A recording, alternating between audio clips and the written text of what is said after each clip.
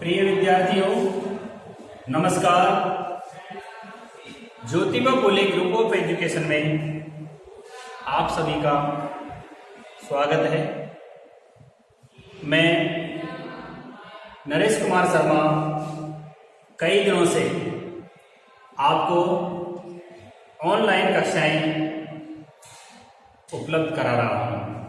इसी कड़ी में मैंने आज कक्षा 9 की साइंस विषय की चैप्टर फर्स्ट में वीडियो नंबर 2 डाल करके आपके लिए उपलब्ध कराई है। ज़्यादा से ज़्यादा इसे देखें, हमारे इस चैनल को सब्सक्राइब करें, लाइक करें। अगर कहीं कोई डाउट हो तो उसे आप क्लियर कर सकते हैं। यहाँ पर कल मैंने जो आपको पदार्थ के बारे में पढ़ाया था कि पदार्थ छोटे छोटे अणुओं से मिलकर के बना होता है, पदार्थ के मध्यवर्ती स्थान होता है, पदार्थ के जो कण होते हैं आपस में एक आकर्षण बल द्वारा बंधे हुए रहते हैं। इसी क्रम में आपके सामने कुछ एक प्रश्न है, उन प्रश्नों को मैं आपको क्लियर करवाना चाहूँ। जैसे पहले क्वेश्चन में आ गया कि निम्नलिखित में से कौन से पदार्थ हैं। निम्नलिखित में से कौन से पदार्थ है? जैसे कुर्सी है, वायु, स्नेह, गंध, घृणा, बादाम, विचार, शीत, नींबू, पानी, इत्र की सुगंध आदि, इनमें से कौन कौन से पदार्थ हैं आप इन्हें छांटें। हम इस बात को जानते हैं कि पदार्थ छोटे छोटे कणों से मिलकर के बना हुआ होता है। सबसे पहले तो हम जानते हैं कि इलेक्ट्रॉन, प्रोटॉन और न्यूट्रॉन मिलकर के परमाणु का निर्माण करते हैं। कई सारे परमाणु मिलकर के अणु बनाते हैं। कई सारे अणुओं से मिलकर के क्या बनता है? पदार्थ। पदार्थ की 3 अवस्था होती है, ठोस, द्रव और गैस। इसके बारे में भी मैंने आपको थोड़ा सा कल लिखवाया था, उसके लक्षणों के बारे में लिखवाया था कि ठोस कैसे होते हैं। तो अब आप पहला प्रश्न करेंगे, निम्नलिखित में से कौन से पदार्थ हैं?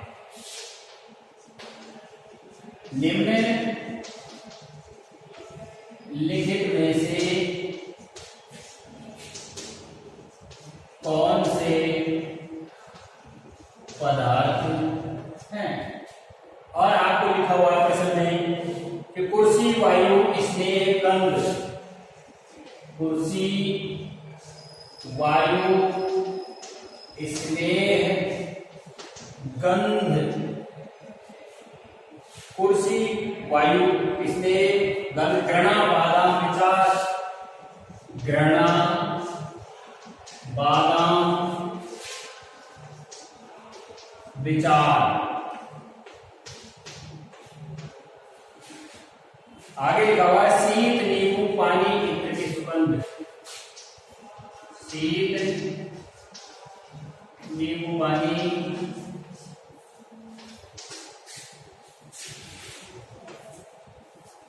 इत्र की सुगंध। अब हमें पदार्थ के बारे में देखना है कि इसमें से पदार्थ कौन सा है। हम ये छांटेंगे कि इसमें पदार्थ कौन है। मैंने पदार्थ के जो गुण बताए थे आपको, अभिलक्षणिक गुण, उन गुणों के बारे में देखो। पदार्थ छोटे छोटे कणों से मिलकर के बना होता है। पदार्थ ठोस, द्रव और गैस तीनों प्रकार हो सकता है। ठोस का आकार और आयतन निश्चित होता है, द्रव का आकार निश्चित नहीं होता लेकिन आयतन तो निश्चित होता है, गैस का ना आकार निश्चित होता है ना आयतन निश्चित होता है। इन चीजों में से जो पदार्थ के गुणों को अभिलक्षित करती है, पदार्थ के गुणों को जो दर्शाती है, उसे हम पदार्थ कहेंगे। देखिए कुर्सी है, उत्तर में लिखेंगे कुर्सी स्थान घेरती है, उसमें आयतन पाया जाता है, ठोस है। वायु, वायु का संगठन भी कई सारे पदार्थों से मिलकर बना होता है। इसमें हाइड्रोजन है, हीलियम है, नियोन है, जीनोन है, क्रिप्टॉन है, आर्गन है, कार्बन डाइऑक्साइड है, नाइट्रोजन है ना। ये सारी गैसें उसमें विद्यमान है। तो कई सारी चीजों से मिलकर के वायु, तो वायु को भी हम किस करेंगे? पदार्थ। इसलिए का मतलब होता है प्रेम। अब ये फीलिंग करने की चीज है, महसूस करने की चीज है, भावनाएं हैं, भाव है एक तरह का। तो ये इसके लिए कोई पदार्थ नहीं, इसलिए हम इसे नहीं लेंगे। गंध, ये भी क्या है? एक तरह से खुशबू। घृणा, ये भी मन के भाव है मन के। विचार, शीत आदि चीजें क्या नहीं है, ये चीजें पदार्थ नहीं है। तो वायु, कुर्सी, इसके बाद में आप आगे जाइए, बादाम, नींबू पानी और इत्र की सुगंध।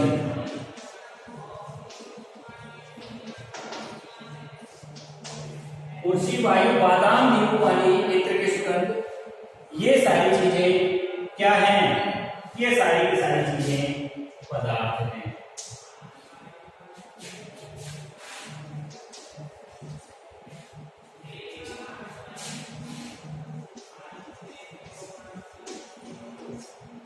प्रश्न नंबर 2 है इसका। दूसरे प्रश्न में लिखा हुआ है कि निम्नलिखित प्रेषण के कारण बताइए। निम्नलिखित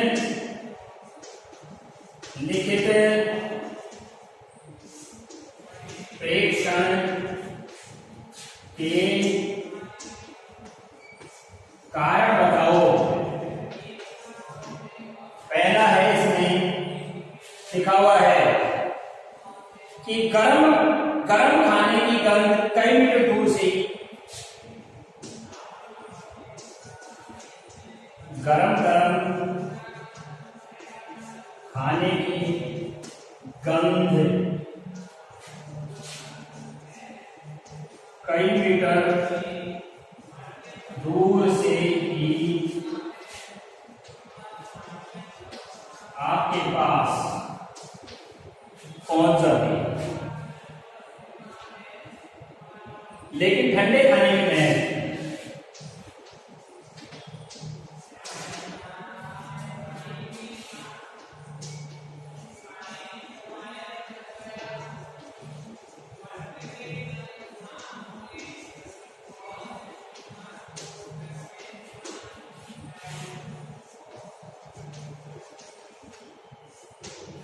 लेकिन ठंडे खाने की जो महक होती है उसे लेने के लिए आपको उसके पास जाना पड़ता है।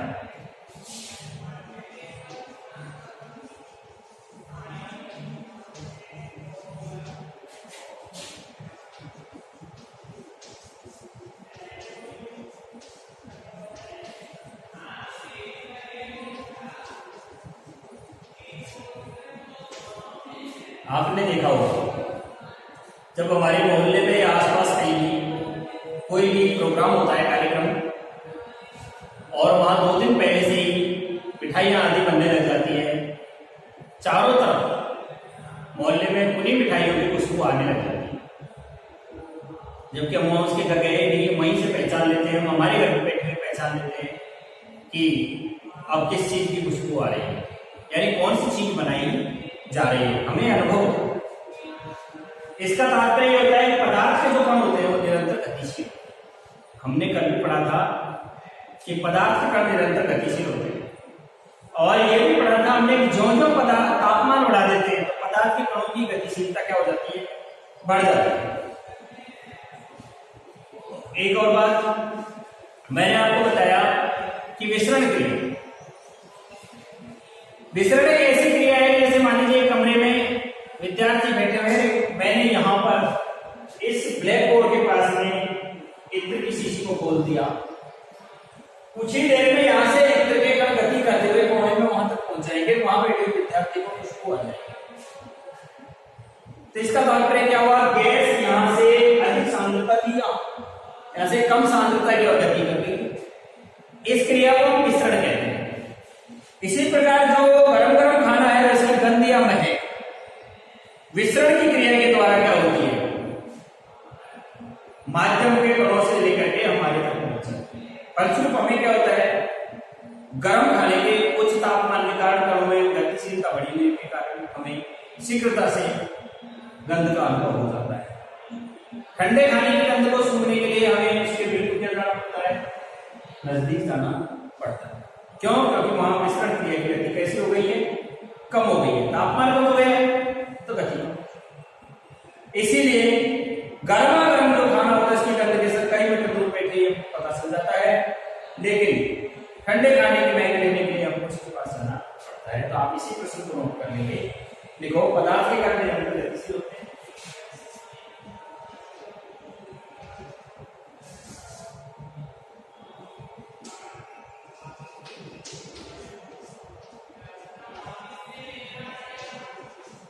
पदार्थ के कण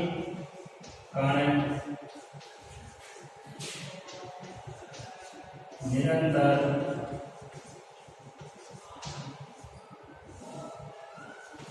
गतिशील होते हैं। पदार्थ के कण क्या होते हैं? निरंतर गतिशील होते हैं। तापमान बढ़ने पर कणों की गतिशीलता भी बढ़ जाती है।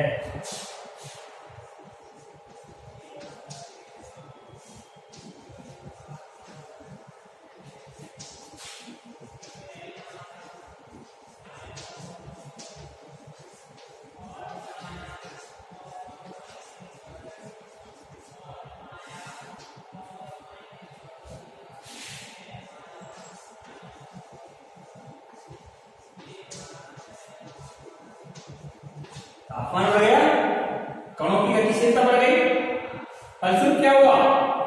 खाने की गतिया में हम विसरण के माध्यम से अनुभव कर रहे हैं।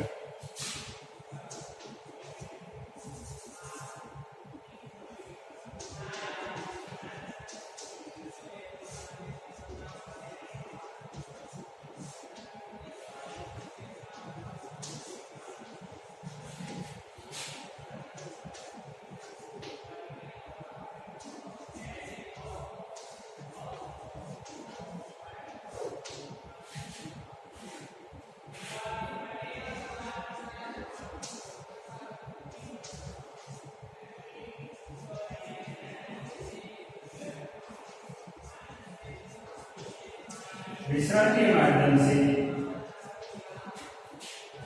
प्राप्त होती है।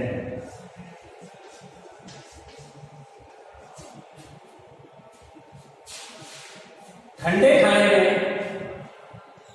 कम, हम ये भी जानते हैं कि गर्म खाने में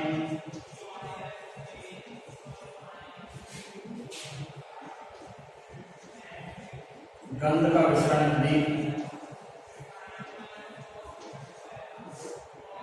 तथा ठंडे खाने में गंध का विसरण कम होता है।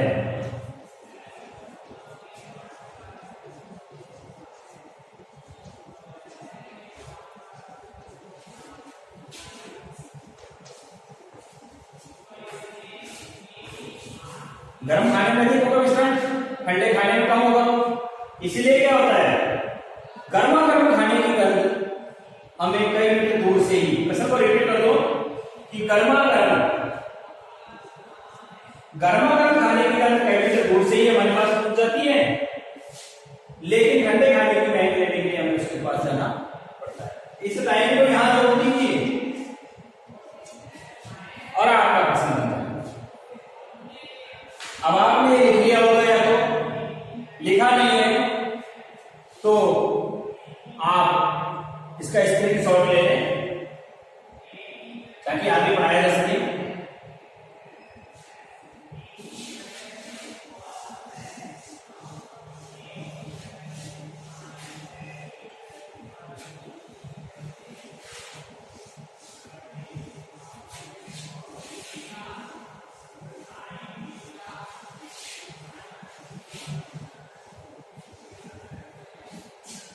देखिए नेक्स्ट क्वेश्चन में एक और क्वेश्चन है, मैं आपको बता दूं कि स्विमिंग पूल में गोताखोर पानी काट पाता है।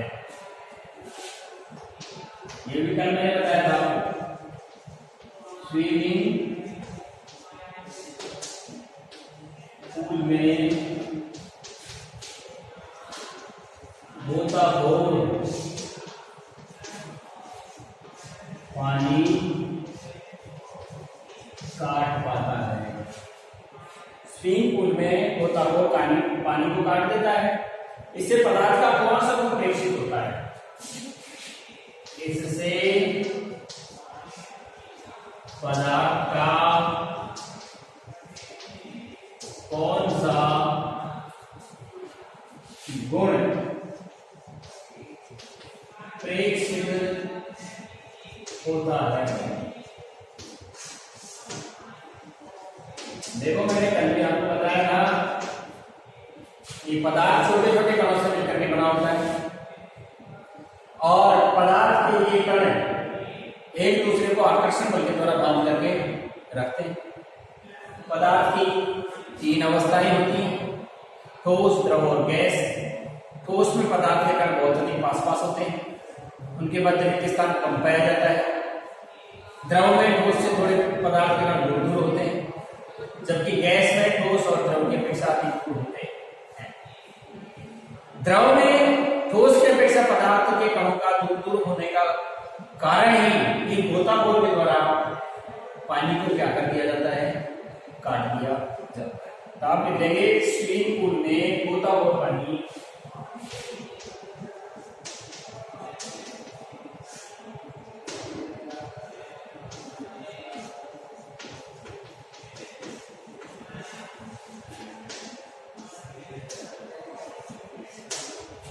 इसलिए काट पाता है। क्यों काट पा जाता है? क्योंकि वहां पानी के कणों के मध्य में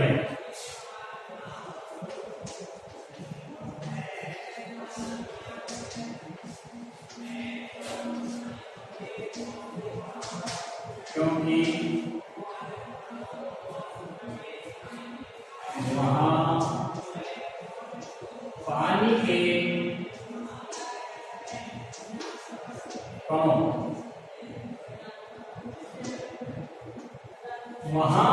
के कणों के मध्य लगने वाला आकर्षण बल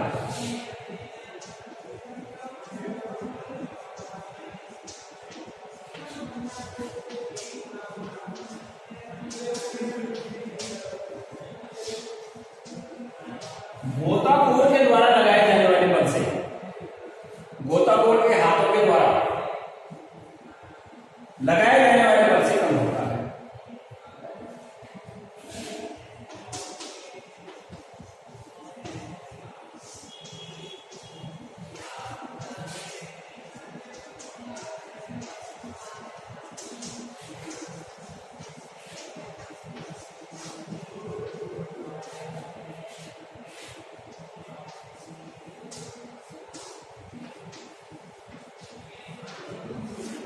लगाए जाने वाले बल से कम होता है। परिणाम स्वरूप क्या होता है?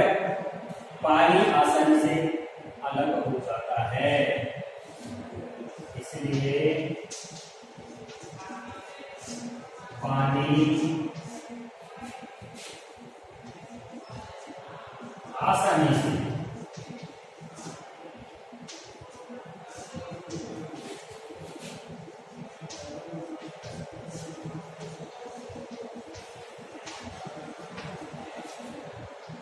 इसलिए पानी क्या हो जाता है? आसानी से अलग हो जाता है। इससे पदार्थ का यह गुण प्रदर्शित होता है कि पदार्थ सूक्ष्म कणों से मिलकर के बना होता है। इससे पदार्थ का यह गुण प्रेक्षित होता है कि पदार्थ छोटे छोटे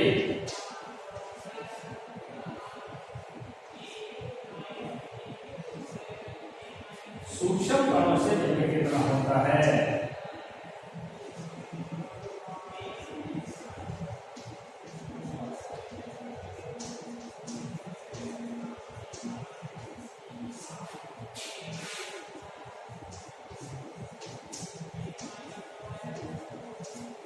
नोट कर ले इस प्रश्न को।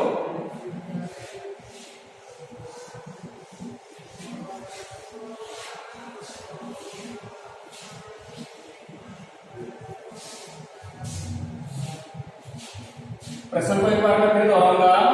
देखो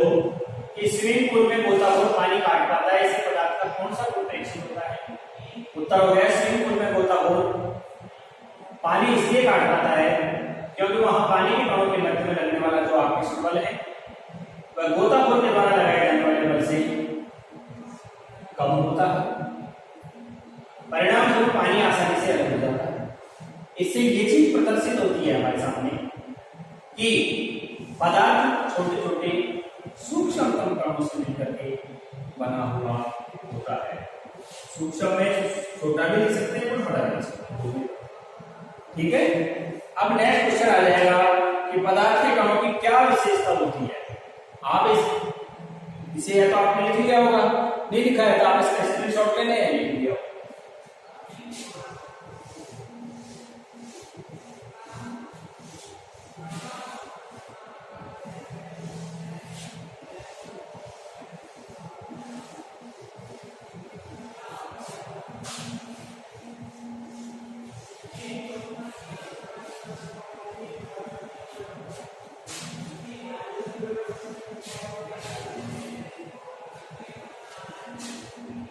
नेक्स्ट क्वेश्चन ले लो कि पदार्थ के कणों की क्या विशेषता होती है।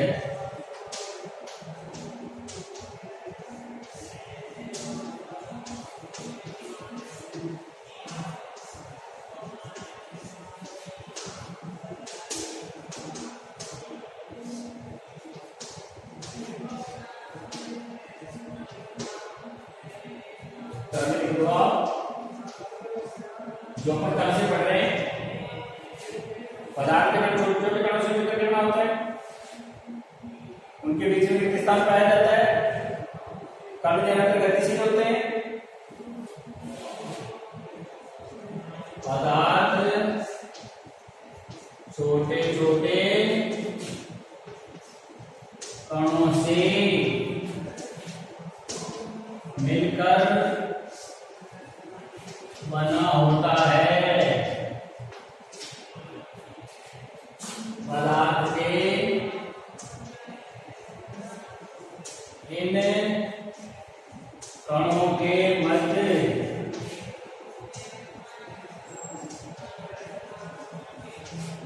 रिक्त स्थान पाया जाता है।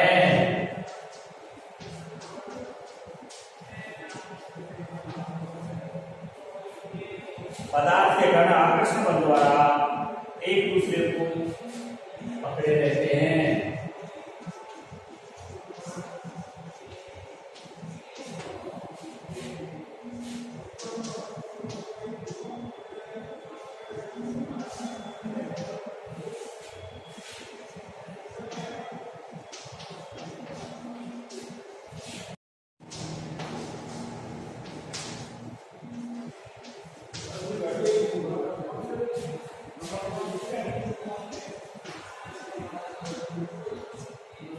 ये पदार्थ के कणों के प्रमुख क्या हो गए, लक्षण हो गए। अब आप देखिए नया पॉइंट हम आगे लेते हैं पढ़ाने के लिए कि हमारे आसपास के कणों में अपने पदार्थ की स्थिति को ले लिया।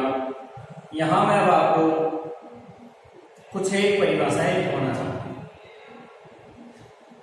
जैसे तत्व किसे कहते हैं, यौगिक किसे कहते हैं, मिश्रण किसे कहते हैं, एक बात। नंबर दूसरी बात, तत्व यौगिक और मिश्रण के पश्चात गलनांक पतनांक विक्रमों में मिटा रहा हूं इसको, भाई लिख लिया हो तो आपने।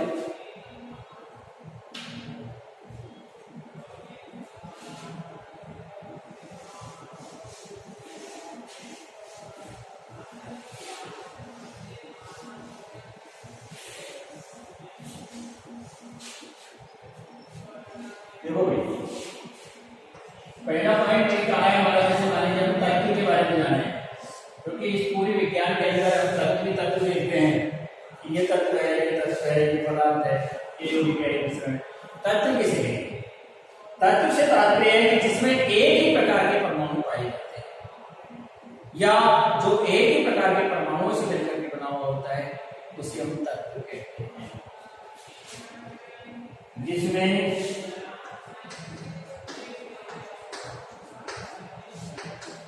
एक ही प्रकार के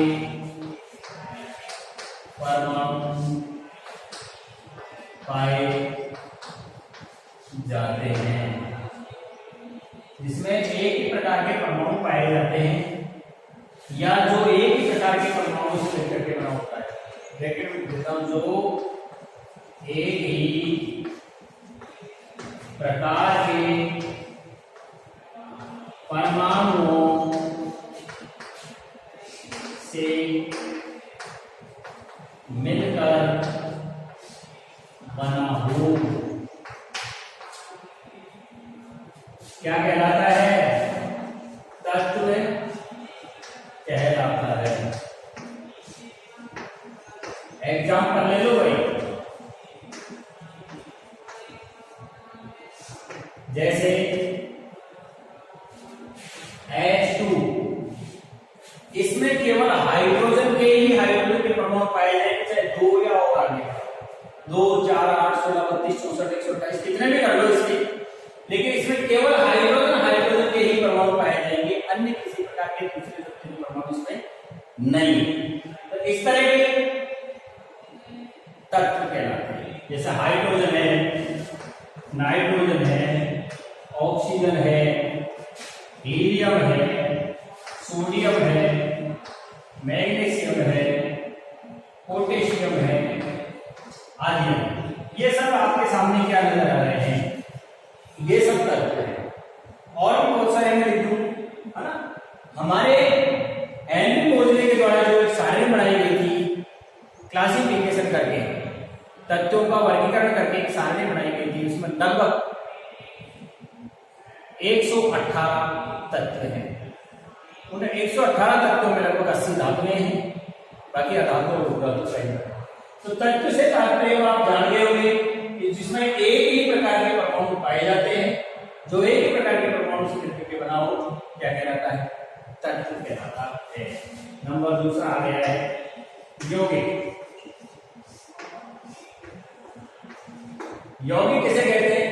यौगिक से तात्पर्य आप जान गए हो, योग के द्वारा बना हुआ हो, योग के द्वारा जो बना हुआ है वो यौगिक होता है।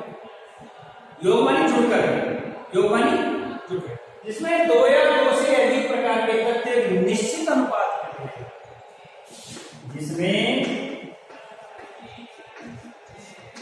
2 या 2 से अधिक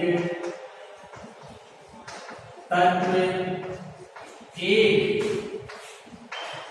निश्चित अनुपात में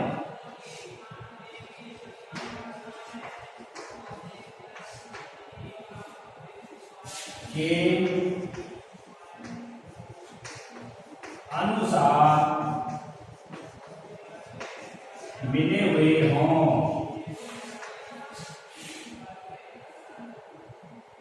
उसे यौगिक कहते हैं। जैसे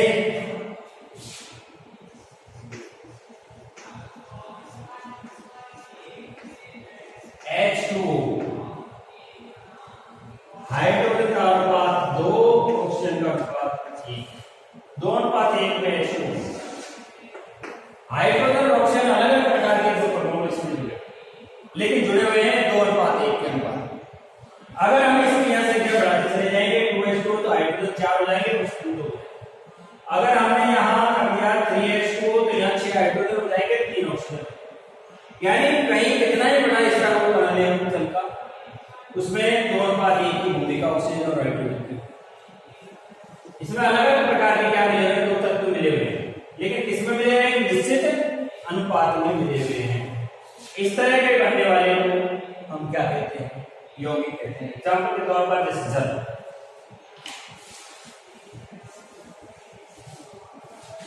एग्जाम्पल के तौर पर मैं लिखे जैसे H2O, NaCl, और नेओस्टोन इस्तेमाल कर सोडियम का इस्तेमाल हो तो फिर वो गलत हो जाएगा। केवल NaCl सोडियम क्लोराइड, H2O है, NaCl है, और क्या नाम से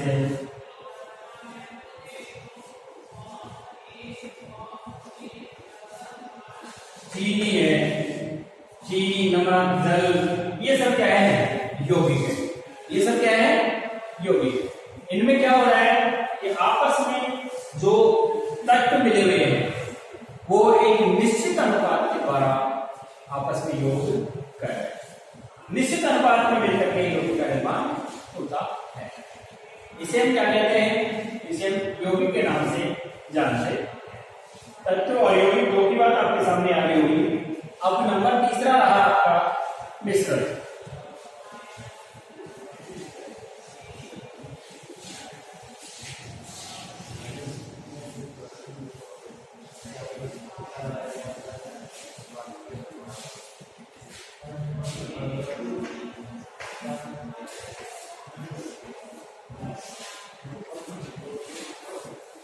इसमें दो या दो से अधिक तत्व या यौगिक एक अनिश्चित अनुपात है।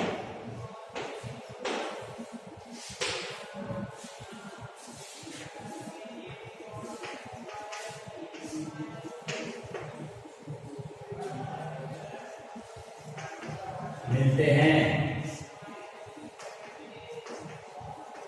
मिश्रण कहलाता है। जैसे हमने SiO2 सिलिका प्लस H2O घोल करके और मिट्टी का एक घोल बना दिया। अब मिट्टी के इस घोल में सिलिका की अलग अलग प्रकार की मात्रा है, जल की मात्रा है अलग प्रकार की। जैसे हमने दो तीन चीजें और कोई मिला दी आपस में, अलग अलग अनुपात मिला दिया। एक तो हमने जैसे चीनी ले ली प्लस उसमें H2O की मात्रा मिला दी हमने। अब चीनी की मात्रा अलग प्रकार की है और ये तो निश्चित हो गए हैं, ये भी यौगिक है, लेकिन इसकी मात्रा कम या ज्यादा कर दें, कम या ज्यादा मात्रा कर दें। जैसे हम पीतल, तांबा, कांसी, सोना आदि सस्ता सिस्टम मिला देते हैं। सोने के आभूषण बनाते समय उनमें मिलावट की जाती है, तांबा या क्या नाम से पीतल मिलाया जाता है, तो निश्चित अनुपात नहीं होता है, अलग अलग अनुपात होता है। इस तरह का जो बनने वाला होता है उसे हम क्या कहते हैं? मिश्रण कहते हैं। दो या दो से अधिक प्रकार के तत्व या यौगिक आपस में एक अनिश्चित अनुपात में मिल जाते हो, वो क्या कहलाता है? मिश्रण कहलाता है। मिश्रण के साथ ही मैं अब आपको एक चीज और बता देता हूं कि विलयन, विलेय और विलायक क्या है। विलयन, विलेय और विलायक क्या है, आपने इसे थोड़ा सा लिख दिया होगा।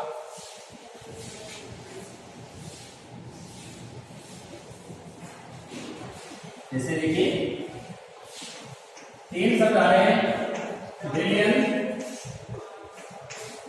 विलेय और विलायक।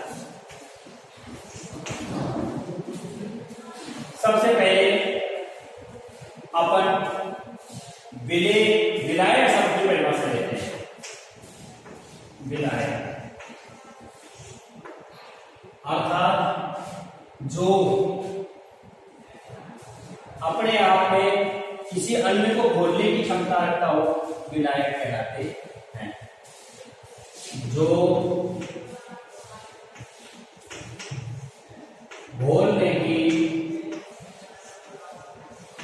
क्षमता रखे क्या कहलाएगा? विलायक कहलाता है। जैसे जल एक अच्छा विलायक है, जैसे जल, आपने देखा होगा पानी एक अच्छा विलायक है, वो नमक, चीनी आदि सबको अपने अंदर क्या कर लेता है? घोल लेता है। इसी प्रकार हम कहते हैं अम्ल एक अच्छे विलायक है, H2SO4, HNO3 आदि है ना, HCl, ये सब अपने अंदर क्या है कि उच्च विलायक क्षमता होती है, अपने अंदर घोलने की क्षमता होती है। तो विलायक जो घोलने की क्षमता रखते हैं विलायक कहलाता है। जैसे जल, जल अपने अंदर घोलने की क्षमता रखता है, जल अपने अंदर चीनी को घोलने की क्षमता रखता है, जल अपने अंदर नमक को घोलने की क्षमता रखता है, जल अपने अंदर क्या नाम से मिट्टी को घोलने की क्षमता रखता है। हालांकि उससे बनता है परंतु घोलने की क्षमता रखता है। जल एक अच्छा क्या हो गया? विलायक। दूसरा नंबर विलेय। विलेय से तात्पर्य जो पदार्थ मिलता है, घुलने वाले पदार्थ को विलेय कहते हैं। जैसे नमक जल में विलेय है,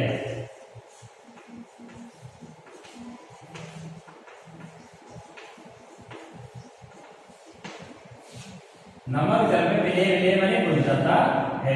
चीनी जल में विलेय है, नमक का सूत्र हो गया NaCl+H। नमक जल में क्या है? विलेय है। नमक जल में विलेय, चीनी जल में विलेय है। तो ये क्या कहलाता है? जो घुलने वाले पदार्थ को विलेय कहते हैं। तीसरा है विलयन।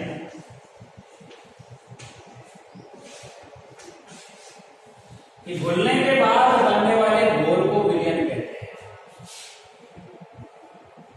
विलायक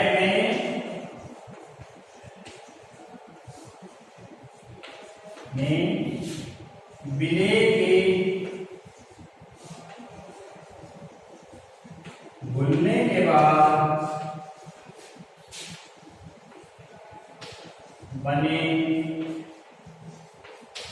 घोल को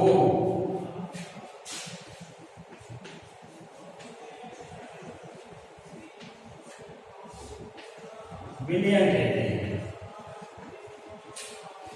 जैसे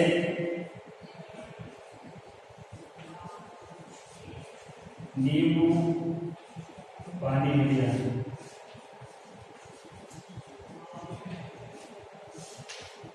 जैसे पानी शक्कर विलयन,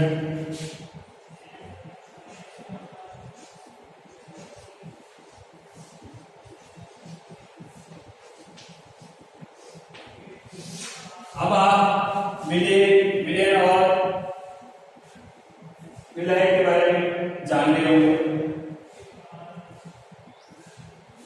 इससे आगे मैं आपको बताता हूं कि तापमान परिवर्तन का क्या क्या प्रभाव पड़ता है, इसके बारे में बताऊंगा।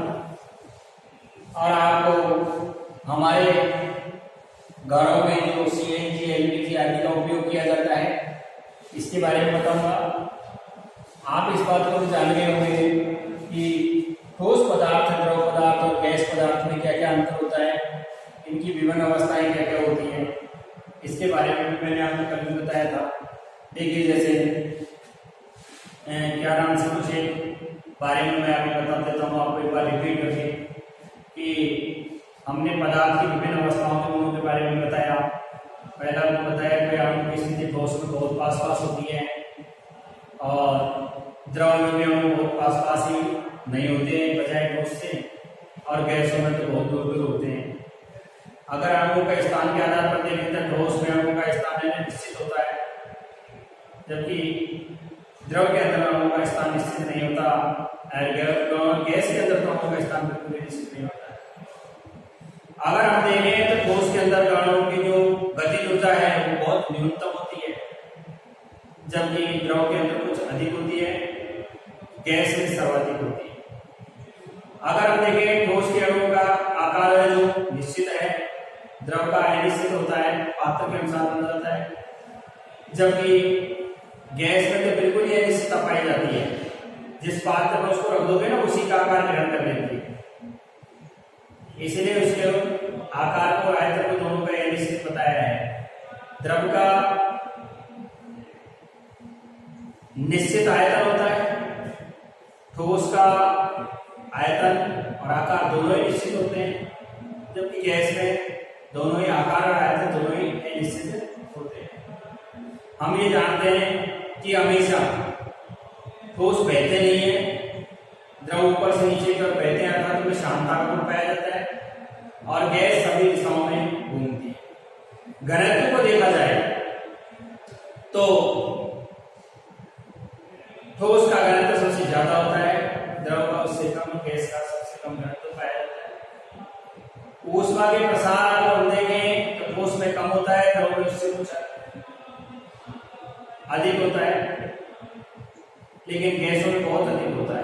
अंतराणु बल के बारे में बात करें तो ठोस का गैसों में और भी द्रव के अंदर कम और गैसों में सबसे कम होता है। गलनांक क्वथनांक की बात करें, गलनांक और क्वथनांक कमरे के तापमान से अधिक होते हैं 200 के, जबकि द्रव के क्वथनांक कमरे के ताप से भी अधिक और गलनांक कम होता है। जबकि जो गैस होती है कि गलनांक और क्वथनांक कमरे के ताप से बहुत ज्यादा होते हैं। ये गलनांक क्या है? गलन प्लस अंक और क्वथन प्लस अंक। हिमांक, गलनांक और क्वथनांक के बारे में मैं आपको बता देता हूं। देखिए हिमांक क्या है?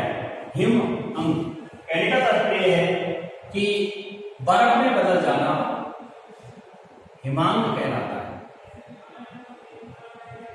बर्फ में बदल जाना हिमांक कहलाता है कि वह तापमान जिसमें कोई द्रव पदार्थ ठोस में बदल जाए हिमांक कहलाता है। गलन अंक वह तापमान जिसमें कोई ठोस द्रव में पिघलने लग जाए, गलने लग जाए, गलन अंक कहलाता है। क्वथनांक वह तापमान जिसमें कोई पदार्थ उबलने लग जाए, कोई द्रव पदार्थ उबलने लग जाए, क्वथन अंक कहलाता है। मैं आपको गलनांक, क्वथनांक और हिमांक के बारे में बता चुका हूं। अब एक पॉइंट परिभाषा और लिख लेना कि घनत्व किसे कहते हैं।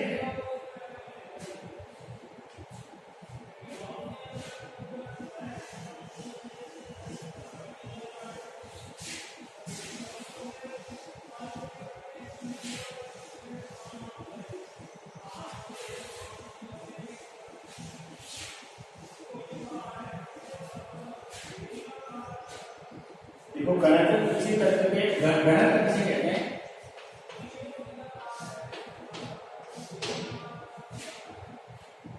किसी तत्व के द्रव्यमान प्रति इकाई आयतन को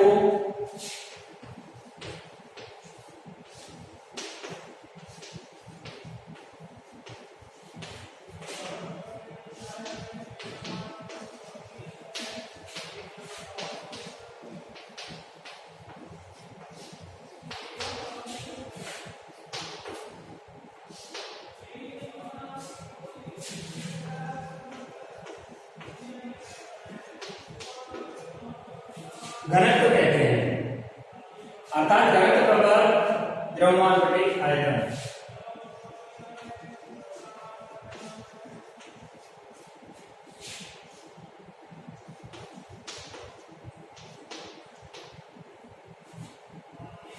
द्रव्यमान बराबर द्रव्यमान बटे आयतन।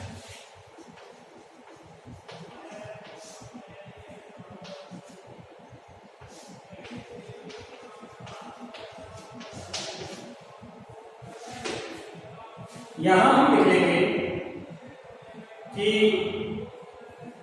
अगर आपके सामने दिया जाए कि वायु, चिमनी का धुआं, शहद, जल, चौक और लोहा, इनमें हम बढ़ते हुए घनत्व को लिखें तो कैसे लिखेंगे? जैसे वायु,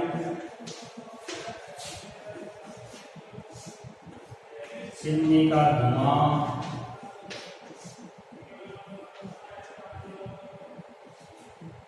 चिमनी का धुआं, वायु, शहद, जल, चौक, शहद, जल,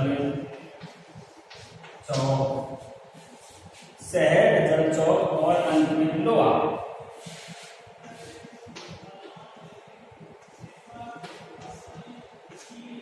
आपसे ये कह दिया जा रहा है इन्हें बढ़ते घनत्व के क्रम में लिखो। तो इनको बढ़ते घनत्व के क्रम में कैसे लिखेंगे? देखो, आप इसमें सबसे कम वाली चीज को पहले लिखो। हम जानते हैं सबसे पहले वायु लिखो, फिर वायु के बाद चिमनी का धुआं है,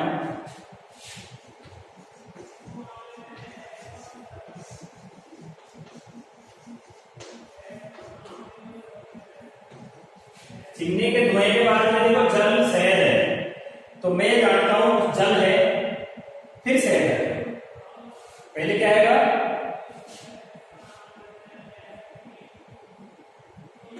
ये इससे ज्यादा रहता है चिमनी का धुआं। चिमनी के धुएं के बाद में जल आ गया, जल के बाद में शहद आ गया, शहद के बाद में चौक आ जाएगा और चौक के बाद में लोहा।